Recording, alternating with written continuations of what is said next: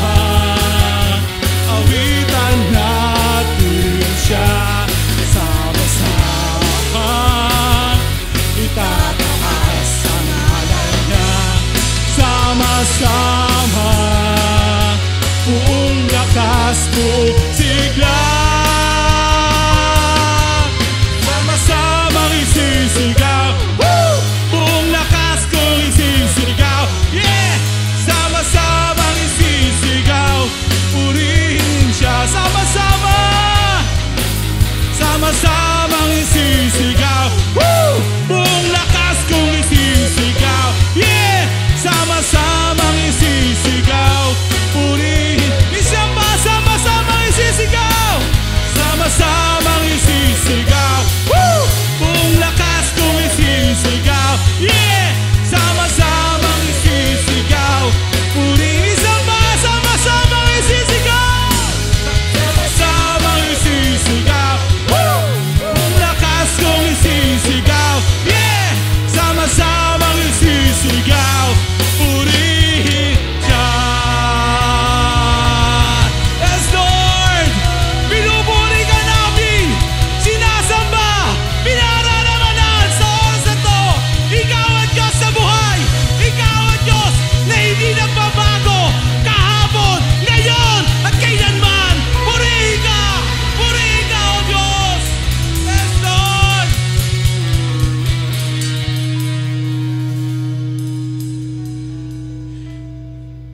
Tunay, O Diyos, na Ikaw ay dakila. Ikaw ay tapat. Pinakita mo na ito noon pa man nang Ikaw ay pinako sa krus ng Kalbaryo. Nagpakasakit. At nandun, O Diyos, nasaktan sapagkat tinalikuran ka ng iyong mga anak. Lumuha ng dugo, tumanak ng dugo. Ngunit hindi nawala ang iyong pag-ibig sa amin. Tunay nga ikaw ay dakila at tapat, Panginoon. Kahit sa mga oras na to, Panginoon, kahit sa panahong ito, pinapakita mo, O Diyos, ang iyong katapatan, ang iyong kadakilaan sa aming buhay. Ikaw ay palaging naandyan. Yes, O Lord. Pinupuri ka.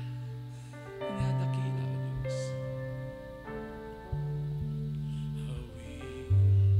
Awitin ko man lahat ng awit sa mundo,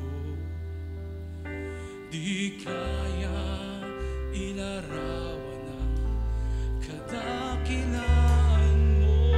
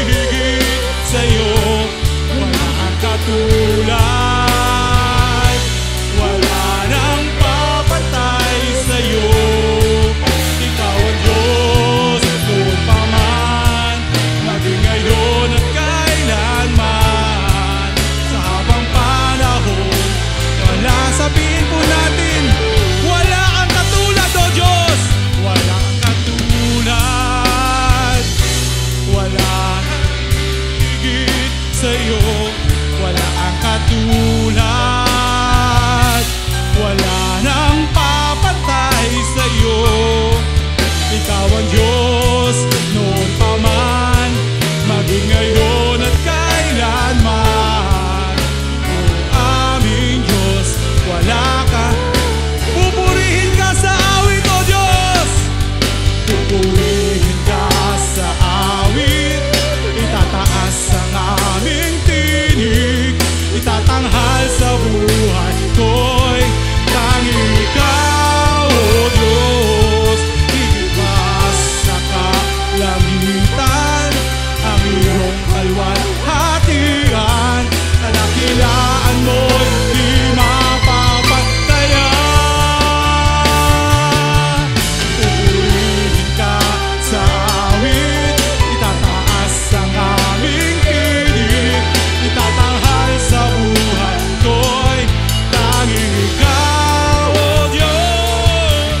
Higit pa sa kalangitan ang iyong kalwalhatian. Kadakilaan mo'y di mapapatayan. Let the people of God be heard. Pupurihin Ka sa awit, itataas ang aming tinig. Itatanghal sa buhay ko'y tanging ikaw, O Diyos. Higit pa sa kalangitan ang iyong kalwalhatian. Kadakilaan mo'y di mapapatayan. Pupurihin ka sa awit. tataas Ang aming tinig. Itatanghal sa buhay ko'y tanging ikaw lamang, O Diyos. Pa sa kalangitan ang iyong kalwalhatian. Kadakilaan mo'y di mapapatayan.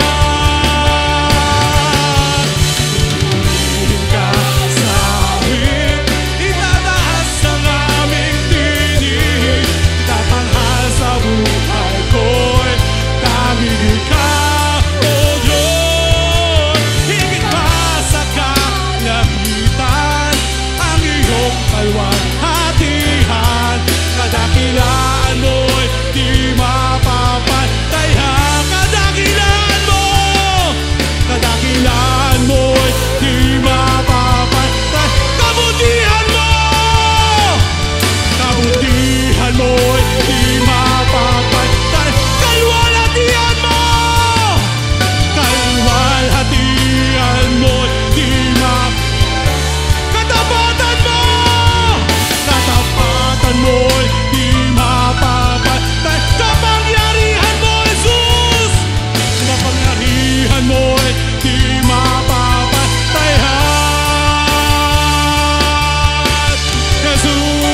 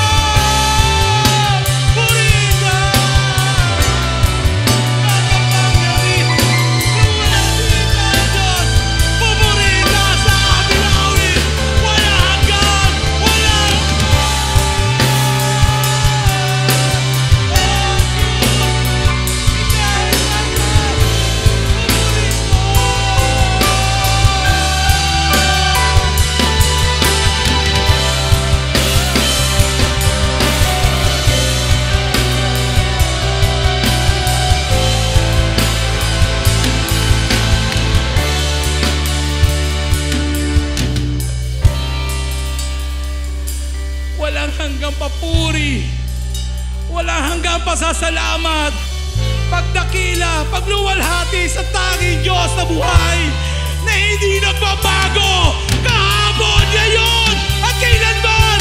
Purihin ka! Purihin ka, O Diyos! Luwalhati ka! Oh! Sa'yo iaalay ang aming papuri! Sa'yo iaalay ang aming pagsamba! Wala kang katulad! O Diyos! Ikaw ang matali! Oh! Purihin ka!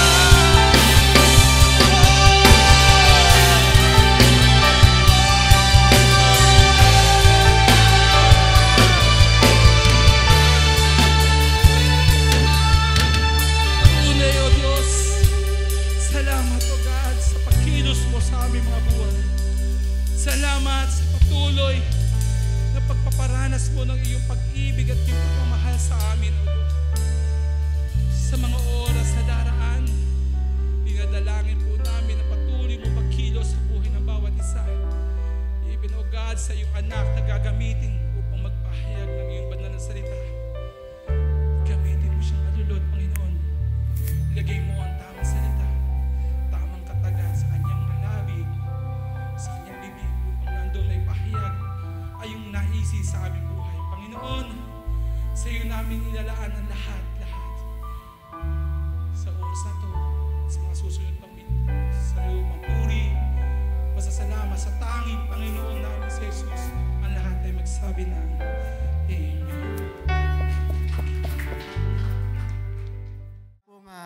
Palakpak para po sa ating buhay at makapangyarihang Panginoon na napakabuti sa atin sa araw-araw.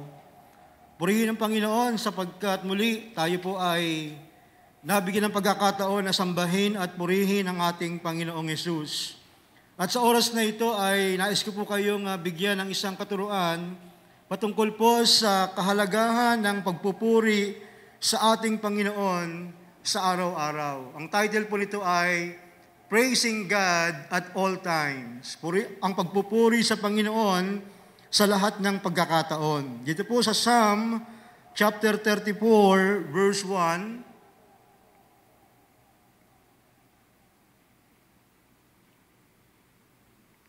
Psalm 34 verse 1, ang sabi po dito, I will bless the Lord at all times.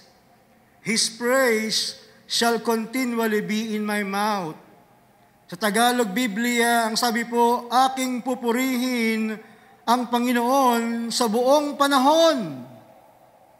Ang pagpupuri sa Kanya ay laging sa aking bibig.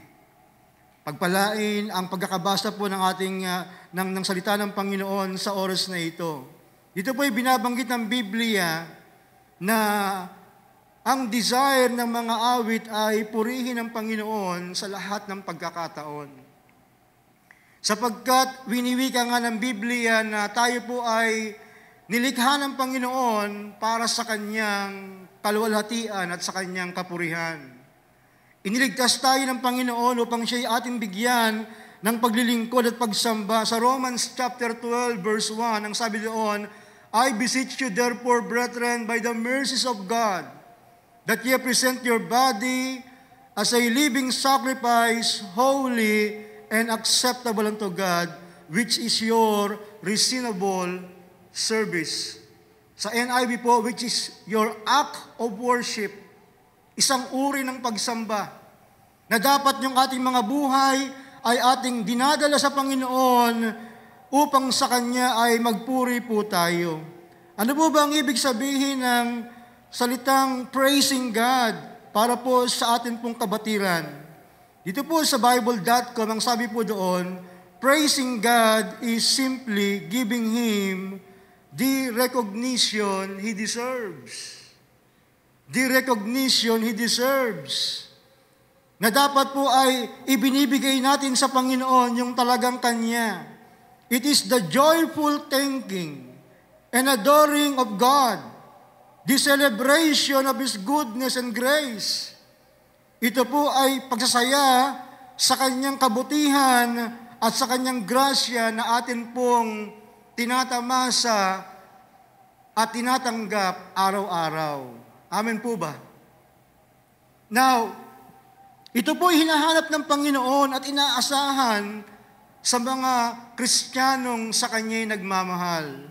Dito po sa Lucas chapter 17, beginning verse 11 hanggang verse 19, ay binabanggit po ng talatang ito na pinagaling ng Panginoon ang 10 ketongen. God o Jesus healed the 10 lepers.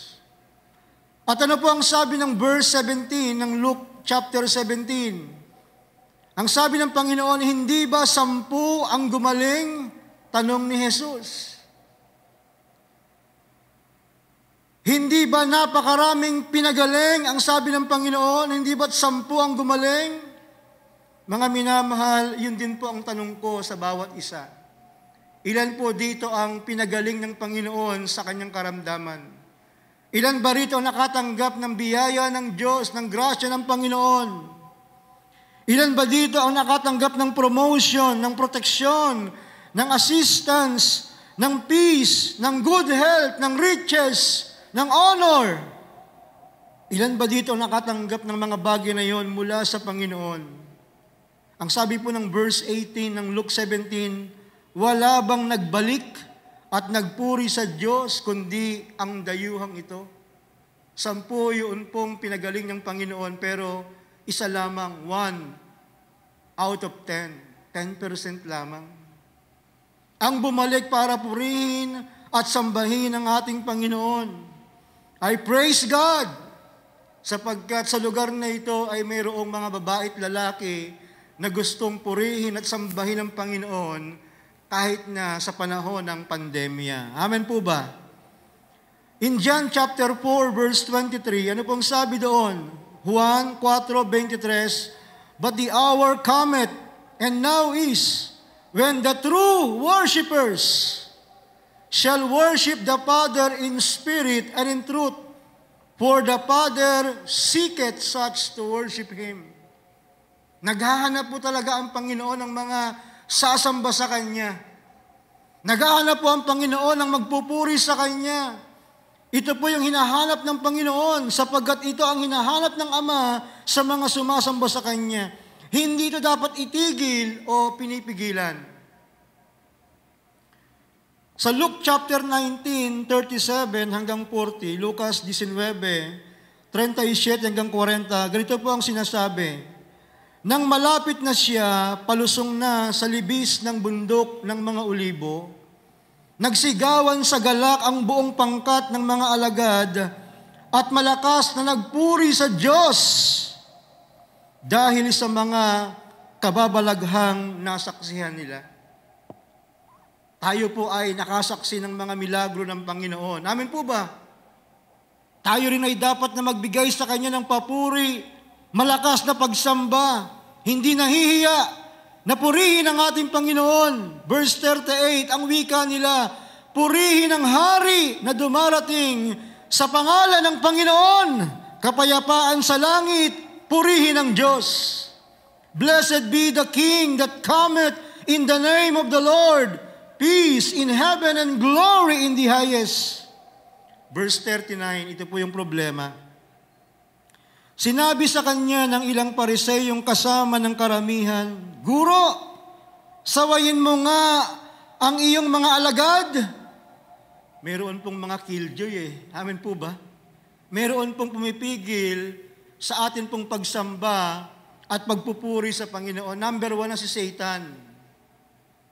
Pero ang sabi ng Biblia, may ginagamit po ang mga demonyo, mga religious opposition, mga high-ranking officials that command to stop praising the Lord, just like today.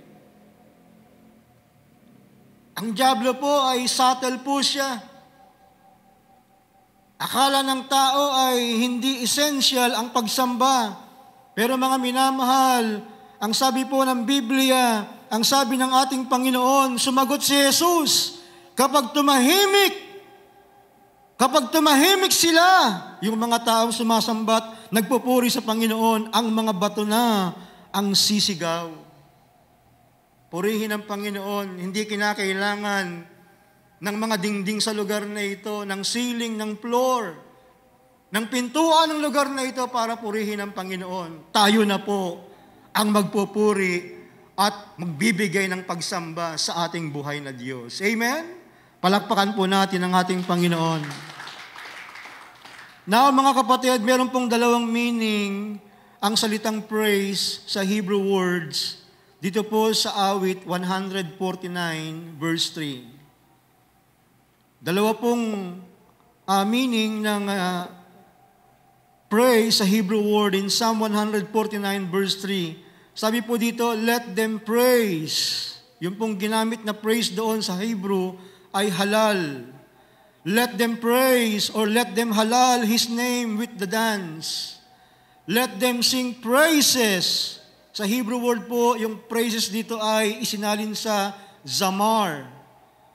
Let them sing samar or praises to Him with the timbrel and harp. Halal means to praise, glorify, boast, adore, honor, extol the living God. Yun po ang ibig sabihin ng halal, na tayo po ay nagbibigay sa Kanya ng papuri. Itinataas natin ang ating Panginoon. Binibigyan natin siya ng mga parangal at pagsamba. Samar means to make music or sing praises. Yung tayo po ay umaawit sa Panginoon, na imbes na problema ang iniisip mo, imbes na negatibong bagay ang lumalabas sa iyong bibig, imbes na pangit na mga bagay ang lumalabas sa ating pong mga buhay, ang ginagawa po natin ay zamar, we sing praises unto our Lord. I remember Acts chapter 16, verse 25, ang sabi ho ng Biblia, Paul and Silas were imprisoned. They were beaten. They have wounds.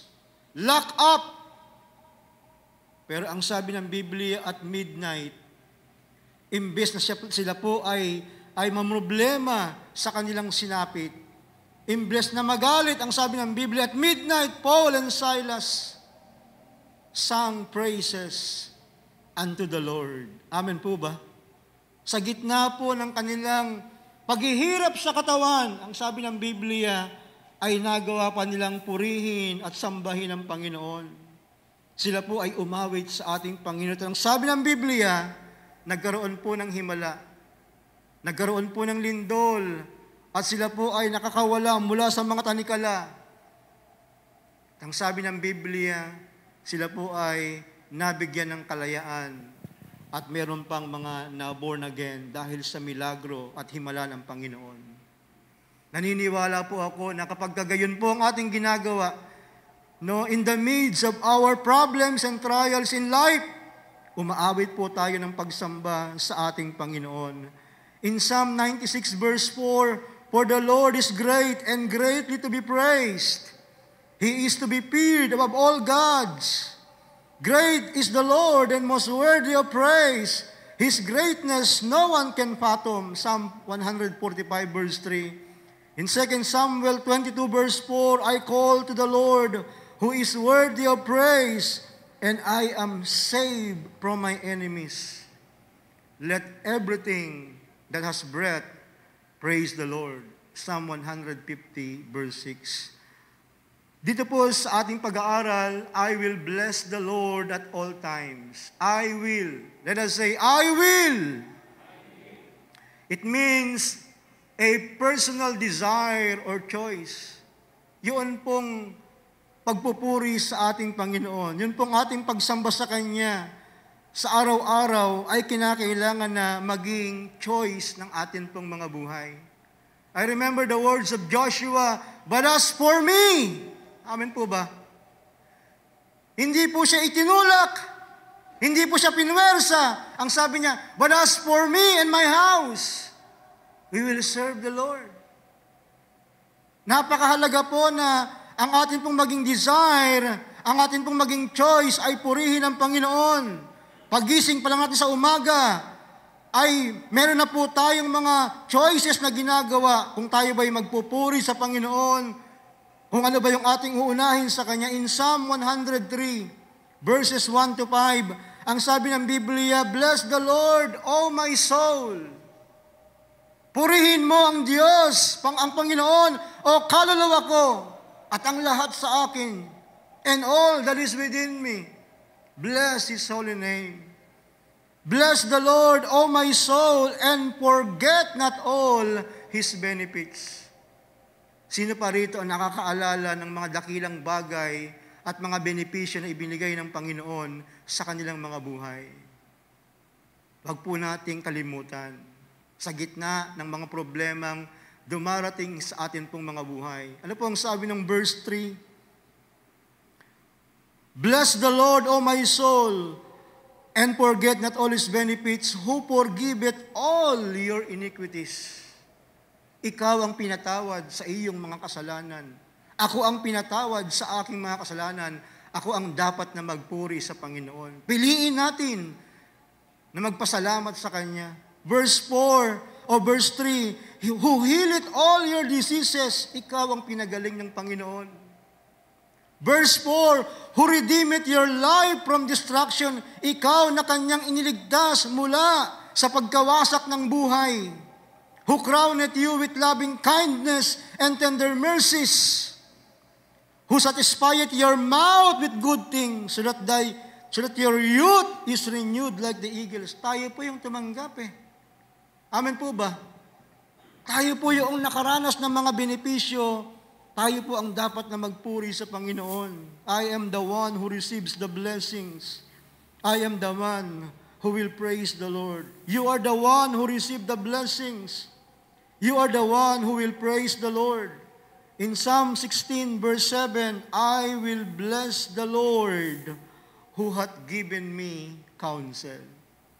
Pupurihin ko ang Panginoon na nagbigay sa akin ng patnubay. Amen po ba? Kaya po, sa pagpupuri po sa Panginoon, gawin po natin itong personal choice. Piliin po natin. Hindi na po tayo dapat na tinutulak pa, na inaapuyan pa para purihin ang Panginoon sapagkat nakatanggap naman tayo ng biyaya at papuri sa ating Panginoon. Pangalawa po, mga minamahal, ang sabi diyan, I will bless the Lord.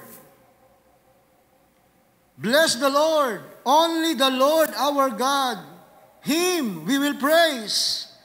Isaiah 42 verse 8. If you have your Bible with you, kung dala niyo po ang inyong mga Biblia, sa Isaiah 42 verse 8, ang sabi doon, I am the Lord, that is my name, and my glory I not give, or will I not give to another, neither my praise to graven images. Ako ang Panginoon. At yan ang aking pangalan. Ang aking kaluwalhatian ay hindi ko ibibigay kahit kanino, ni ang aking papuri sa mga inaanyuhang imahe. Mga minamahal, dapat po sa Diyos lamang natin ibinibigay ang pagsamba. Nakakalungkot po sapagkat sa atin pong kapanahunan ay may mga tao pang higit na sinasamba, pinupuri, maliban sa ating Panginoon. Amen po ba? Meron pang higit na sinusunod na tao maliban sa ating Panginoong Diyos. Deuteronomy 10:21. Dito po sa New Living Translation. 10:21 ng Deuteronomy, ang sabi doon, He alone is your God. Siya lamang ang iyong Diyos. Meron pa ba tayong ibang Diyos? Wala na. Amen po ba? He alone is your God, the only one who is worthy of your praise. Siya lamang po yung karapat-dapat nating pag-alayan ng atin pong pagsamba at papuri. Minsan po may mga bagay tayong ginagawa na nakahihigit pa sa ating Panginoon. May mga buhay po tayo na masigit nating binibigyan ng panahon at oras higit sa Diyos. Yun po ay hindi maganda. Ang sabi ng Biblia, the one who has done these mighty miracles that you have seen with your own eye. Siya na gumawa ng mga milagro na nakita ng iyong mata. Mga kapatid, doon po sa Revelation 4 verse 10 hanggang verse 11, Pahayag 4:10-11, nakita po ni Juan sa kanyang pangitain ang trono ng Diyos. Ito po ang kanyang nakita. The 24 elders fall down before him that sat on the throne and worship him that liveth forever and ever. Sinamba po nila yung nakaupo din sa trono na nabuhay magpakailanman, no other than our Lord Jesus Christ. Ano po ang sabi ng Biblia? And they cast their crowns before the throne, saying, verse 11, Thou art worthy, O Lord, karapat-dapat ka, Panginoon, to receive glory and honor and power, for Thou hast created all things, and for Thy pleasure they are, and they were created. Nilikha po tayo ng Panginoon. Tayo po ay Kanyang binigyan ng kaligtasan. Pinagpala ng Panginoon. Ang sabi ng Biblia, kinakailangan po tayong lumuhod sa Kanya at ang anuman nasa atin ay ating ialay sa Kanya at sabihin nating siya lamang karapat dapat nating bigyan ng papuri, ng karangalan, ng pagsamba at ng pagtataas. Dito po sa Acts chapter 12, 20 hanggang 25, the folly of man, ang kahangalan po ng tao. Ito po ay kwento ni Herodes. Ang sabi ho ng Biblia sa verse 21 ng Acts chapter 12, pagsapit ng takdang araw, si Herodes ay nagsuot ng damit hari. Lumuklok sa trono at nagtalumpati, verse 22, at sumigaw ang mga tao. Isang Diyos ang nagsasalita, hindi tao. Talaga ho yung pagpupuri ng tao kay Herodes ay gayon na lamang. Sapagkat meron silang hinihingi kay Herodes Meron silang gustong makamit kay Herodes napayagan sila, nabigyan sila. Hindi tao nagsasalita, kundi Diyos, ang sabi nila. Verse 23, noon di sinaktan siya ng isang anghel ng Panginoon, sapagkat inangkin niya ang karangalang nauukol sa Diyos, siya'y inuod hanggang sa mamatay. A warning to everyone. Huwag nating kunin yung parangal na para lamang sa ating Panginoong Diyos. Amen po ba? Ang sabi ng Biblia, siya po ay inuod hanggang mamatay. Kaya ang sabi po ng 1 Peter 2:9, but ye are a chosen generation, a royal priesthood, an holy nation, a peculiar people, that ye should show forth the praises of Him. Pinili kayo ng Diyos upang maging Kanya at maghayag. Amen po ba? At maghayag ng mga kamanghamanghang bagay o gawa na Kanyang ibinigay. Siya rin ang tumawag sa inyo tungo sa Kanyang kagilagilalas na kaliwanagan. Praise the Lord. In Him, we will only offer praises. Sa Kanya lamang tayo dapat na magbigay ng papuri at pagsamba. Pangatlo po, ang sabi dito, at all times. Dapat po ang pagpupuri sa Panginoon ay sa lahat ng pagkakataon. Meron pong seasons ang atin pong mga buhay. Meron po tayong season of blessing, season of calmness and peace. Pero meron pong season of crisis and tragedy and sickness, or minsan ay may pangangailangan po tayo. Isa pong Amerikanong makabayan sa panahon ng digmaan nila laban sa British throne ang sumulat ng isang pamphlet. Ang pamphlet po ay may title na The Crisis, isang krisis. Hinihimok niya kasi yung mga Amerikano na lumaban sa British. Ang sabi niya, these are the times that try men's souls. Ito ang panahon na sinusubok ang loob ng mga tao. The summer soldier and the sunshine patriot will in this crisis shrink from the service of their country. Ang sundalong pangmagandang panahon lamang, ang makabayang pangmainam o maaliwalas lamang na panahon ay magtatago o matatakot sa krisis na hinaharap ng bansa na nangangailangan ng kanyang serbisyo. Mga minamahal, naniniwala ako na tayo'y nasa krisis o matinding pagsubok. Hindi lamang krisis na dulot ng pandemya, kundi krisis sa espiritual, dulot ng takot o pangamba. Katulad ng sinasabi ni Thomas Paine, sa ganitong krisis, sinusubok ang loob ng tao. Sa ganitong krisis, sinusubok ang espiritual ng Kristiyano. Sa ganitong krisis o malaking problema, nagtatago o natatakot ang Kristiyanong pangmainam lamang o pangmagandang panahon lamang. Sa ganitong krisis ay natatakot ang mga Kristiyanong ang buhay ay, ang gusto lamang ay payapa. Naniniwala ako na ang mga taong naririto ay hindi sunshine soldiers. Amen po ba?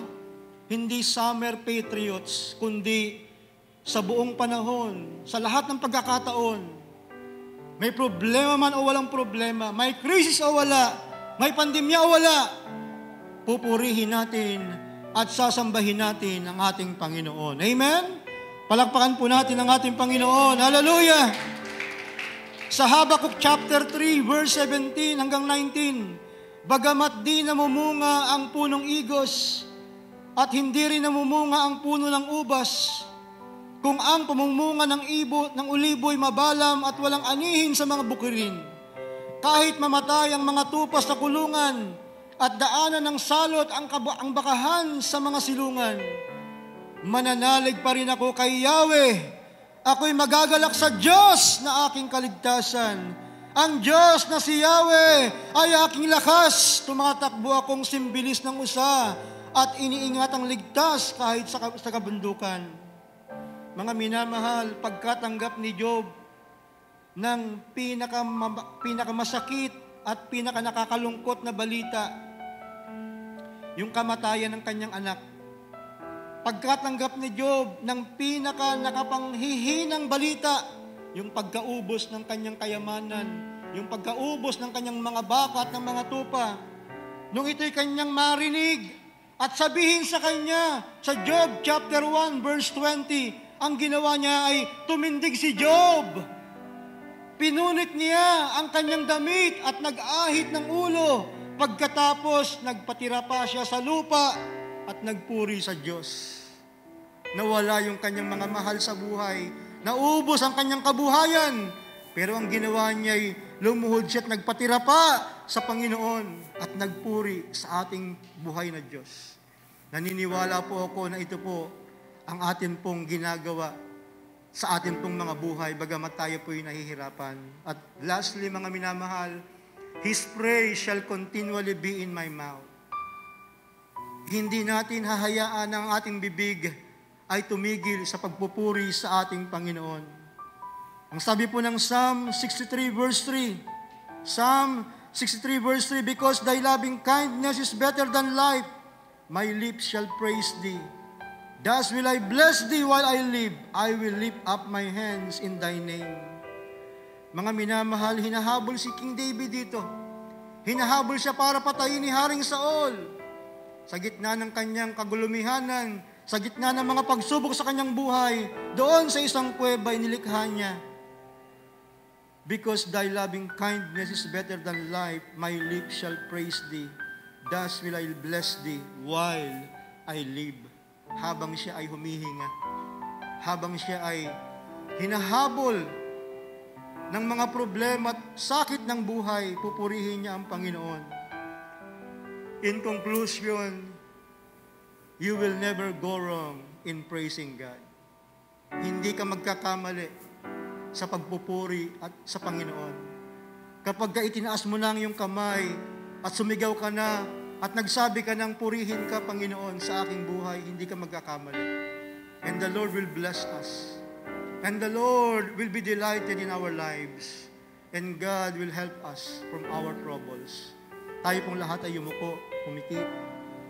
Hallelujah. Salamat, Panginoon, sapagkat sa oras na ito, sa gitna ng mga problema, ng pandemya, ng kahirapan na nagaganap sa buong daigdig, O Diyos, sa aming bansa, narito ang iyong mga anak, mga babae at lalaki na handang purihin ka, na handang ikaw ay parangalan, itaas, Panginoon, in spite of problems and trials. And you have said, Lord, in your word, O God, if there is no worship, there will be no rain.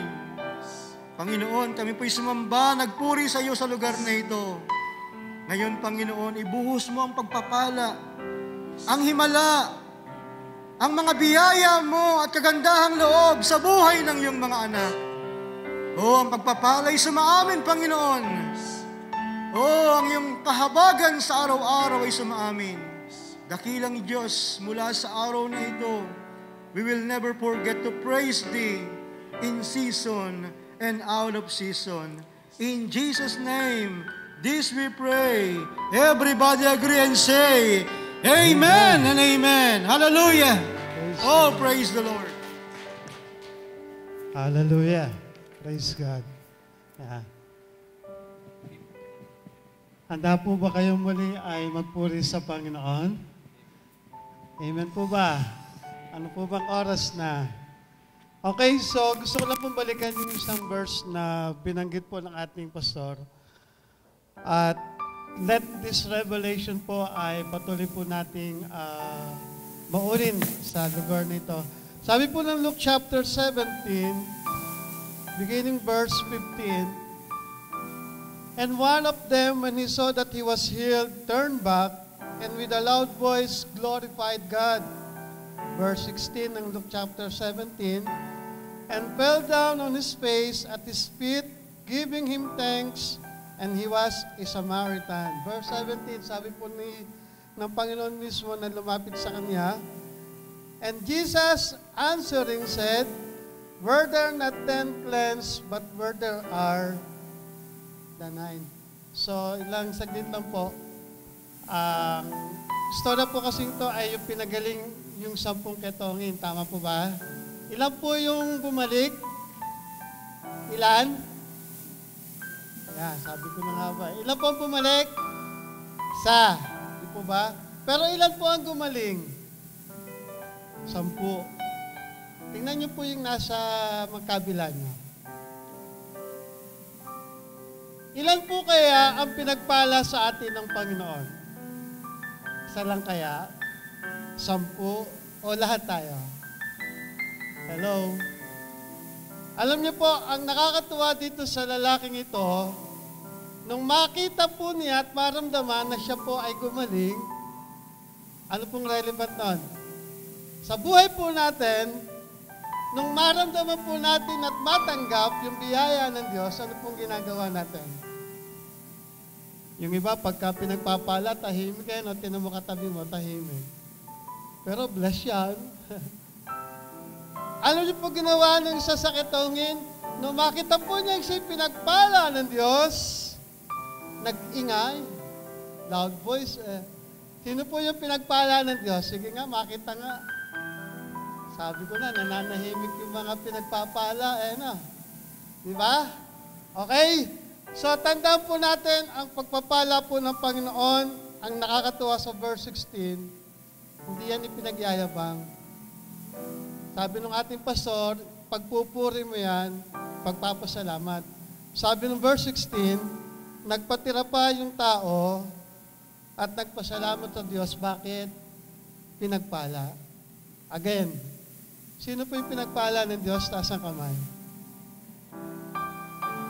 I believe, sa ating pong gagawin ngayon tithes and offering, hindi lang isa ang magbibigay. Amen? Nananampalataya po tayo na lahat tayo ay lalapit sa Diyos, magbabalik ng papuri, even ang ating tithes and offering. Tayo po yung ko sa oras nito. Father, we thank you, O God. It was proven and still proven right now, Panginoon. Hindi ka po kailanman naubusan ng kaparaanan upang kami pagpalain.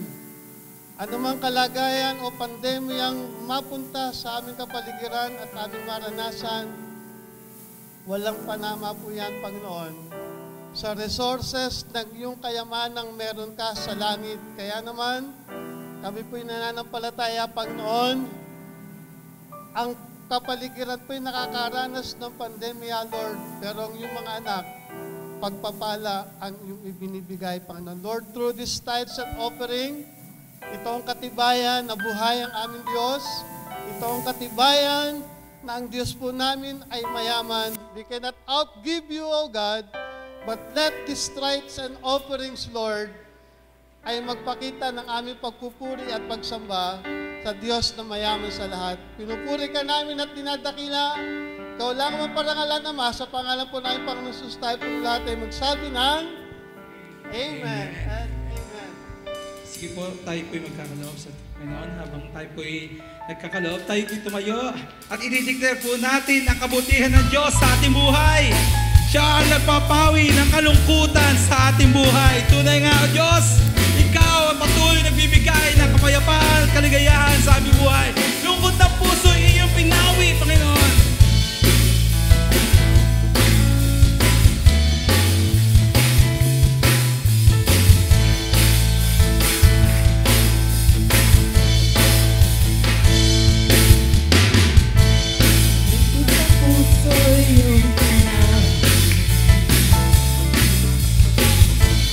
Hirap at sakit, pinalitan mo ng galak at saya at umaawit.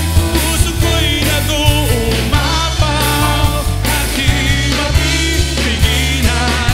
Minsan malungkot ng puso iyong pinawi.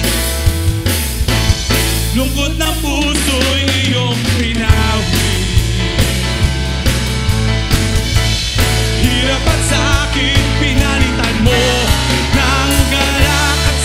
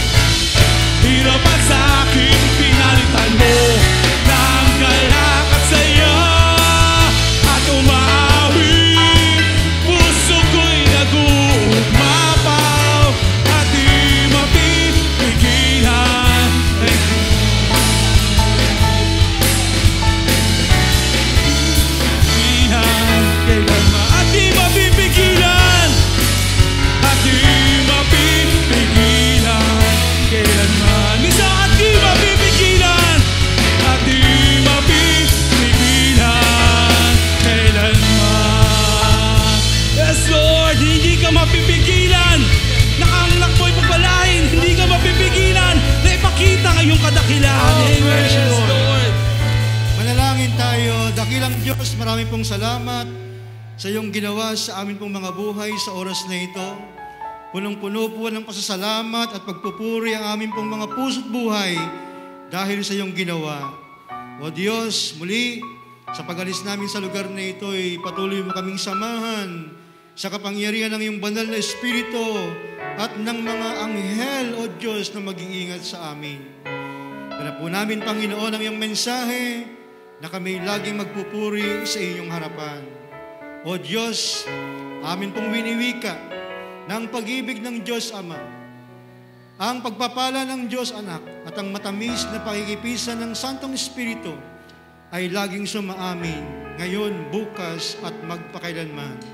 Sa makapangyarihang pangalan ng Panginoong Yesus, ang lahat po'y magsabi ng Amen and Amen.